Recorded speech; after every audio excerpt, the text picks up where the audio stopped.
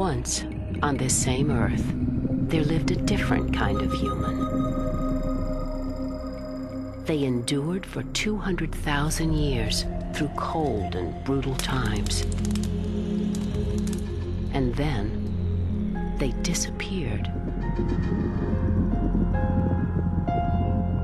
What they left behind is one of the most intriguing mysteries of our time.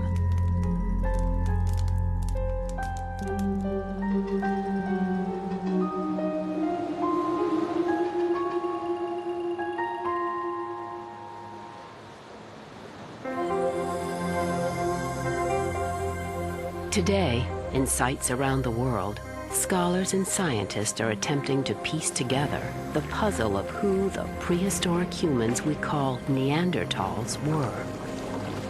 One key outpost for this mission is in a place called Gibraltar. This rock at the edge of Europe has sheltered mankind for eons. Paleontologist Christopher Stringer and his team arrive here every morning for another day at the office, a dig site inside the caves. I suppose if I had one wish, it would be to have a time machine to actually go back and look at these people. What were they really doing?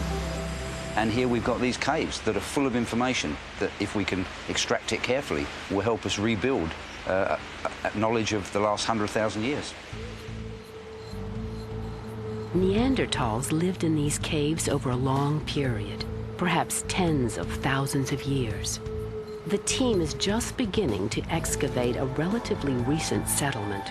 In fact, Stringer suspects that the age of the Gibraltar site could prove very significant. This could be the last place in the world that the Neanderthals lived, and we want to get to that spot and really try and rebuild what was really happening back there.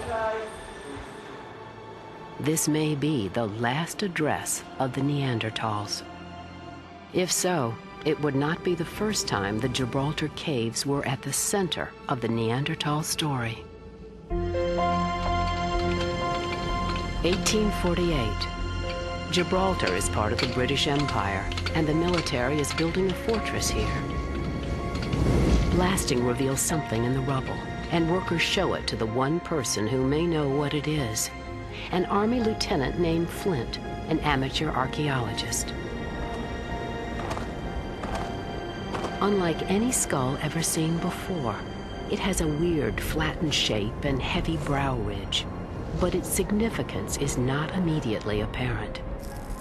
Is it a deformed individual, an extinct ape, or an undiscovered species of human beings? It would be half a century before anyone knew it, but Lieutenant Flint was looking into Neanderthal eyes.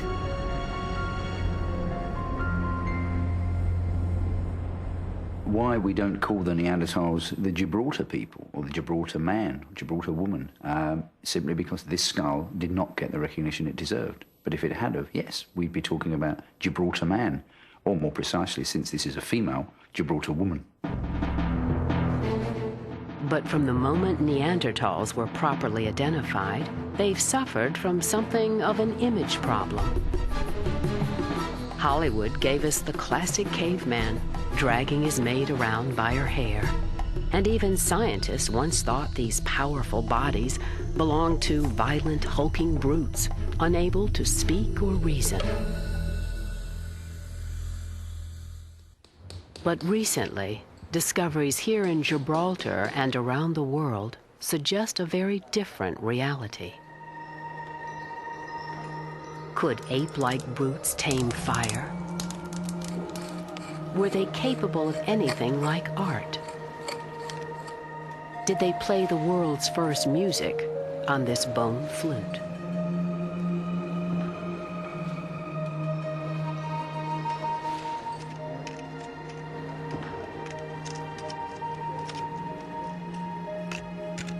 Fragment by fragment, scientists have begun to build a better, more accurate Neanderthal.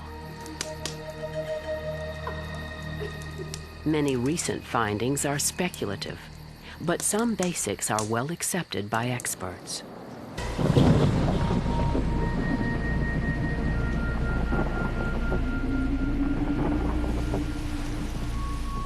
In 4 million years of human history, Neanderthals appeared just over 200,000 years ago. Roughly 100,000 years later, modern humans appeared, developing on a separate evolutionary path. Over time, chance and mutation change each human form, and evolution slowly makes its mark on flesh and bone. For the Neanderthal, it meant a flat, protruding skull, a massive brow ridge, and a huge nose. Cheekbones swept back to the largest human brain ever. And every feature was a legacy of the world they inhabited.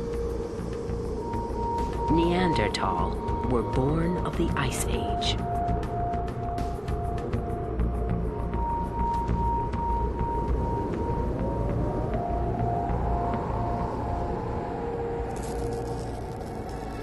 It was a brutal time when fierce predators roved the frozen landscape. Cave lions, bears, wolverines.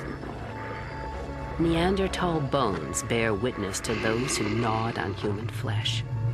And Neanderthal teeth tell us something too. Evidence of frequent starvation is seen in the enamel. This human cast a meager shadow in a wilderness full of danger. And yet, his kind endured for eons in this ungenerous world. What we do know about Neanderthals relies on scant evidence. Fewer than 30 essentially full skeletons have ever been found. But every single one of them is well known by one man. Anthropologist Eric Trinkus specializes in clues found in the bones themselves. Among the Neanderthals, somebody with the build of Arnold Schwarzenegger would be totally mundane. And we see this over and over again. We see it in men, women, we see it in adults, and we see it in children. They were tough. A tough body for a tough climate.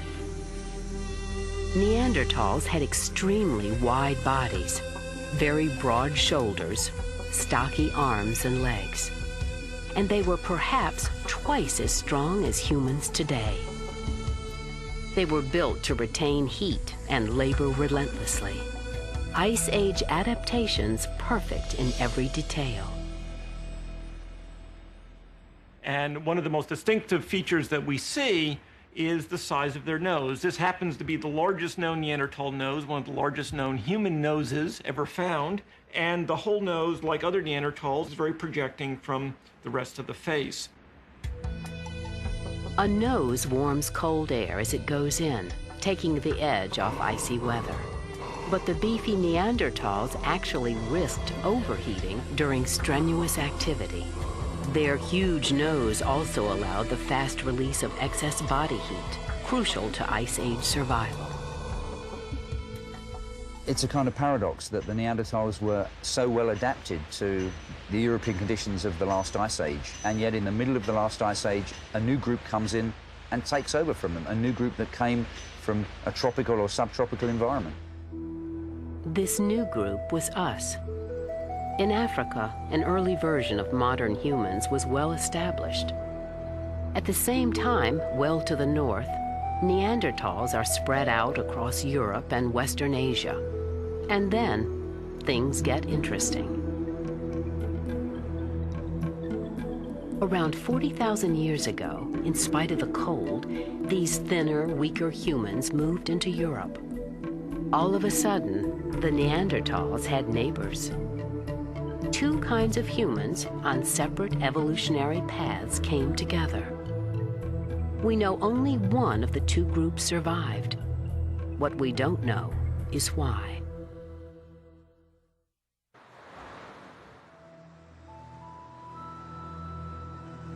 In Gibraltar, the archaeologists continue searching for answers to the mystery of why the Neanderthal disappeared. By the time they're done, they will have sifted through 27 tons of sediment, stopping for each tiny clue. The bones can't tell us everything about these people. We can reconstruct their anatomy, we can look at the way their muscles were working, we can measure the size of the brain and the shape of the brain case. But what we don't have is any clue about the wiring of that brain. To get answers to those kind of questions, we have to look at the behavior. We have to flesh it out with the archaeology. In one of the Gibraltar caves, the team has uncovered clues to how the Neanderthals lived, the residue of an evening spent here eons ago. Well, a number of things have come up that have been really intriguing. Number one, I suppose, is this hearth, a little fireplace. In a little bowl-shaped depression, you have got charcoals and other materials that are carbonized. And what appears to be the case here is that we have got a hearth that may have been used for one night. Now, elsewhere in the cave, we have other examples of areas that were occupied for probably equally short periods of time. Neanderthals are often credited with taming fire. And now, after thousands of years, the ashes give up clues to how they used it. With Neanderthals, we have spreads of charcoal where they're living amongst their own refuse, amongst the bones of the animals they've butchered. They probably come into the cave, find a relatively warm spot, maybe against the wall. They construct a fire, but they don't really organise their activity around it. They're not sitting around it telling stories or whatever. Higher up in the same cave, the team has located a more recent fireplace. It tells a very different story. Modern humans made permanent fireplaces. Generation after generation built their fires in the same place for perhaps thousands of years. By contrast, for Neanderthals, a fire was a far more temporary affair. On this spot, a fire was built. Perhaps a family kept warm for just one night. Nearby, the team turns up another clue. This time about what they ate. And from the fragments of deer bones comes another glimpse of the past. This bone was clearly broken, was clearly smashed open when it was green, when it was fresh, to obtain the fat and the marrow from the cavity inside the bone. None of this bone has been cooked. This bone has been smashed and the marrow has been eaten raw. The emerging image is one of an unstructured life. A fireplace was used only once, strewn with bones and garbage, and then abandoned. It may seem a crude existence, but there must be more to this picture. If they were so primitive, how did the Neanderthals survive for so long?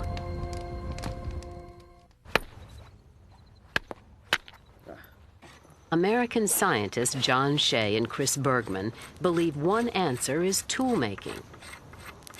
They're making Neanderthal tools, and they plan to go hunting with them, basing everything they do on what they've gleaned about Neanderthal behavior. Neanderthal tools are basically pretty simple. Neanderthal technology is efficient, expedient. These are tools for people who don't use tools a lot. So they don't spend a lot of time making fancy tools. They make tools that do the job quickly and efficiently.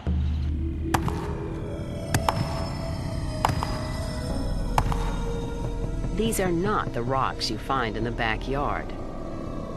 For the Neanderthal, tools probably made the difference between survival and starvation.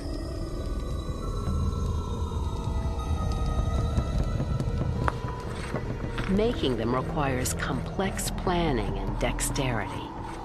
Getting from a rock to something razor sharp takes real skill. The ability to take a piece of stone and effectively sculpt it was probably fairly good, because they were such an important component of the life of these people. They were the means of, or one means of interacting with the environment. Towards the end of their days, Neanderthals were taking down even very large game, but their technique was a dangerous one. They apparently did not throw their spears. Though physically capable of hurling a weapon, instead they used their powerful arms to stab their prey from up close. The wear and tear on the bones shows just how dangerous this was. Every Neanderthal skeleton that we have that lived past about 30 has at least one serious injury. And what this tells us is they have close encounters of a nasty kind with large animals who object to what's going on. These modern hunters are determined to figure out how Neanderthals hunted. It's believed they worked in groups. Could they have ambushed their prey? To keep the hunt as authentic as possible, the team will have to get physical, chasing down wild fallow deer. Of course, no animal will actually be killed in the experiment. A hunter who gets within a spear thrust of a kill will tag the quarry with a bandana.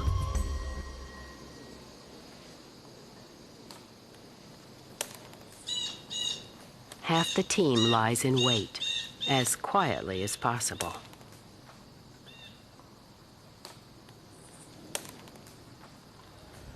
Right now, we're waiting for the deer to be run back in the direction of the people who are waiting in ambush. We want to startle them. We want them to run directly into us, and that way we'll affect the hunt. The other half tries to drive the herd towards the ambush team. But it's not as simple as it looks. First, you have to find the prey. They're not big or anything. It's not like And then you have to keep up with them. On the first few tries, the deer speed right by the hunters. Yeah, you have to move quick, man. If these were Neanderthals, they'd be hungry ones. You should have been able to. The modern hunters soon realize that group hunting isn't easy.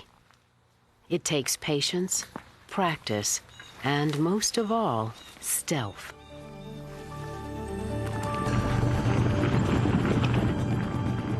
Wolves hunt this way, using teamwork and surprise to make a kill.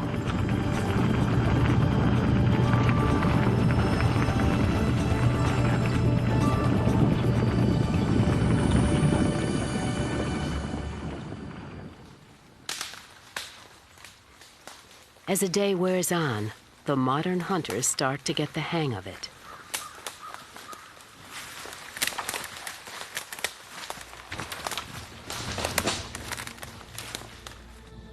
The ambush team waits, hardly breathing. The quarry approaches.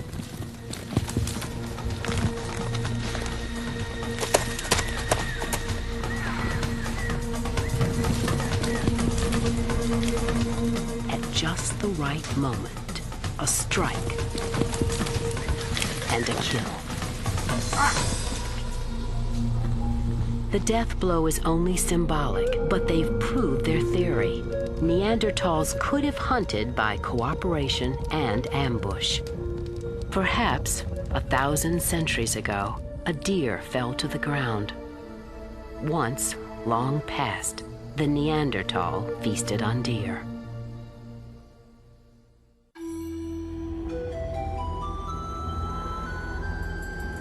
Little by little, experts around the world are piecing together their revised portrait of the Neanderthal. New discoveries can often shed new light on earlier finds. In northern Iraq, the Shanidar caves were first excavated in the early 50s, but Dr. Trinkus and others are still interpreting what was found there. This is Shanidar 1, who is a Neanderthal from the cave of Shanidar in northern Iraq. It's an adult male. He lived approximately 40 years and lived approximately 50,000 years ago. He is one of our most injured and yet tough and surviving Neanderthals that we have. He has a major injury to his cheek region on this side that probably either gave him double vision or more likely made him blind in that eye. He has, most extraordinarily, a completely withered upper arm on the right side. This is what remains of his upper arm bone. And in fact, we know his walking pattern was so abnormal, he had such a bad limp, that the bone, the shin bone on the other side, is abnormally curved. More telling than the damage is the fact that Shenandoah 1 survived it. He lived at least 20 years after his injuries. His and many other Neanderthal bones show healing. If not for someone's care, they would have died. These were a people who cared for their sick and wounded. Perhaps the most startling detail of all also emerged in the Shenandoah caves.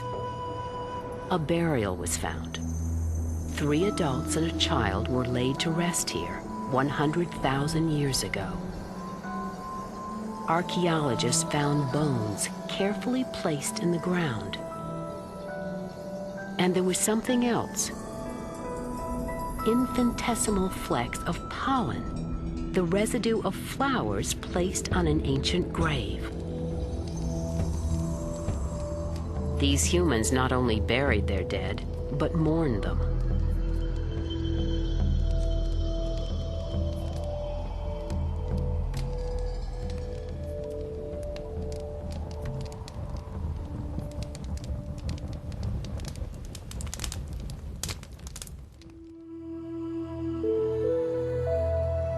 Our image of the Neanderthal has come a long way from the violent brutes we once saw in them. More recently, we've come to know humans who were neither stupid nor unfeeling. Now, scientists are even trying to give them a new face. You can take modern humans, dress them up in furs, but they aren't Neanderthals until you change their bones.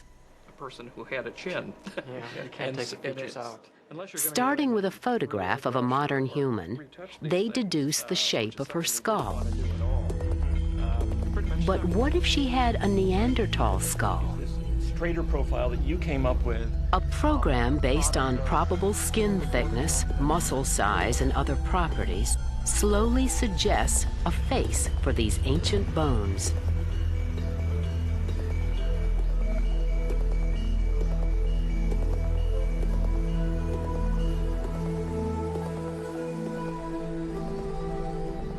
When all the recent evidence is compiled, the humans we call Neanderthal begin to seem not so very different from ourselves. Except, of course, we're still here, and they are extinct.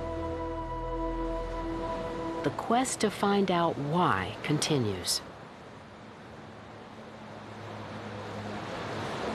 Back in the Gibraltar caves, archaeologists have now been excavating for nearly a month. They're beginning to close in on an area they believe may eventually yield crucial information. Somewhere between this level here and about a meter down in those back deposits, there is a transition, there is a changeover between the last Neanderthals and the first modern humans at this site. We may be able to establish whether there was contact going on between the two groups, or if there's an absolute cutoff, then we assume there was, a complete takeover, if you like, of Neanderthals losing out to modern humans.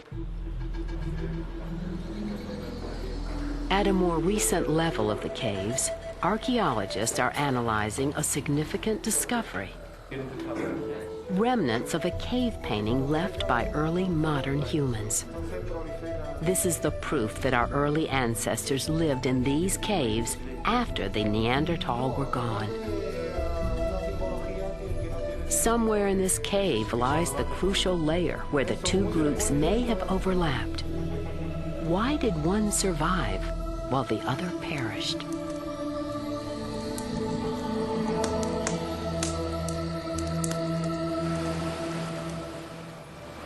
Neanderthals, if you like, still had this ancient predominance of brawn over brain, if you like, whereas we had a predominance of brain over brawn. The behavior was what gave us an edge, only a small edge, but enough over 10,000 years to gradually whittle away the Neanderthals even in their homeland, until there were none left. Archaeologists in Gibraltar are still closing in on the layers of dirt and stone that may tell the story of the Neanderthals' final years. We may never know exactly why Neanderthals vanished into history. We now know they walked on this earth much as we do, eking out a living, caring for each other, and even mourning their dead. The beginnings, at least, of everything we think of as human.